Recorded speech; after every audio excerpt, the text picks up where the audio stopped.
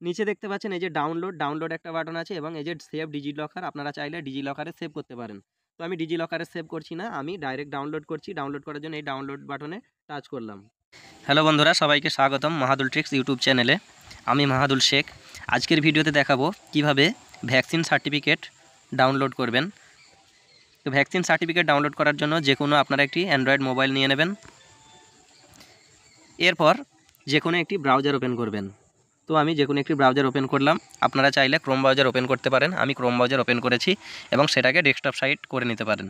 তো এখানে সার্চ বারে যেটা আমি টাইপ করছি আপনারা সেটাই টাইপ করবেন। আমি টাইপ করেছি COWIN ভ্যাকসিন, কোয়েন ভ্যাকসিন। এরপরে এটাকে আমি সার্চ করছি, আপনারাও সার্চ করবেন। সার্চ করার পরে ঠিক এরকম একটি ইন্টারফেস আসবে। এরকম ইন্টারফেস আসার পরে আপনারা দেখে নেবেন COWIN.gov.in। এখানে টাচ করার পর ঠিক এরকম একটি ইন্টারফেস আসবে। এরকম একটি ইন্টারফেস আসার পরে এখানে আপনারা দেখতে পাচ্ছেন যে রেজিস্টার বা সাইন ইন, এখানে টাচ করবেন। এখানে টাচ করার পরে ঠিক এরকম একটি ইন্টারফেস চলে আসবে। ভ্যাকসিন সার্টিফিকেটের সঙ্গে যে মোবাইল নাম্বার লিঙ্ক আছে সেই মোবাইল নাম্বারটি এখানে এন্টার করবেন। মোবাইল নাম্বারটি এন্টার করার পরে এখানে দেখতে পাচ্ছেন গেট ওটিপিতে টাচ করবেন। গেট ওটিপিতে টাচ করার পরে রেজিস্টার মোবাইল নাম্বারে কিন্তু একটা ওটিপি চলে যাবে। সেই ওটিপিটা এখানে এন্টার করতে হবে।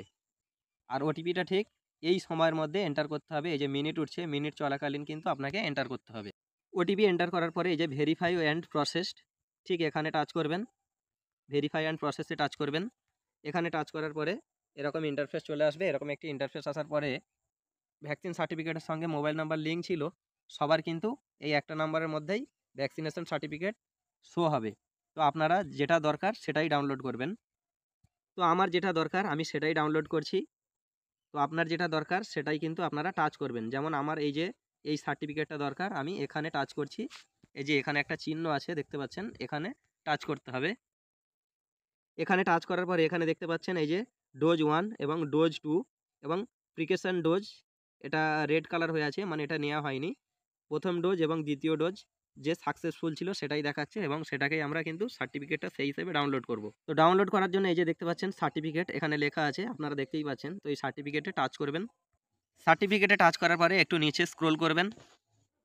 নিচে দেখতে পাচ্ছেন এই যে ডাউনলোড একটা বাটন আছে এবং এই যে সেভ ডিজি লকার, আপনারা চাইলে ডিজি লকারে সেভ করতে পারেন। তো আমি ডিজি লকারে সেভ করছি না, আমি ডাইরেক্ট ডাউনলোড করছি। ডাউনলোড করার জন্য এই ডাউনলোড বাটনে টাচ করলাম। ডাউনলোড বাটনে টাচ করার পরে যে ডাউনলোড হয়ে গেল এবং পিডিএফটি এখন আমরা ওপেন করে দেখব। পিডিএফটি ওপেন করার পরে এখানে দেখতেই পাচ্ছেন সার্টিফিকেট ফর কোভিড-19 ভ্যাকসিনেশন, আর এই যে বেনিফিশিয়ারি ডিটেলস, তারপর থাকবে এখানে ভ্যাকসিনেশন ডিটেলস। তো বেনিফিশিয়ারি ডিটেলসে আপনার ডিটেলস থাকবে এবং ভ্যাকসিনেশন ডিটেলসে কোন ভ্যাকসিন কি সেই জিনিসগুলো লেখা থাকবে। তো আজকের ভিডিও এই পর্যন্ত। পরবর্তী ভিডিওতে কিভাবে কারেকশান করবেন সেটাই দেখাবো। দেখা হবে পরবর্তী ভিডিওতে। ধন্যবাদ।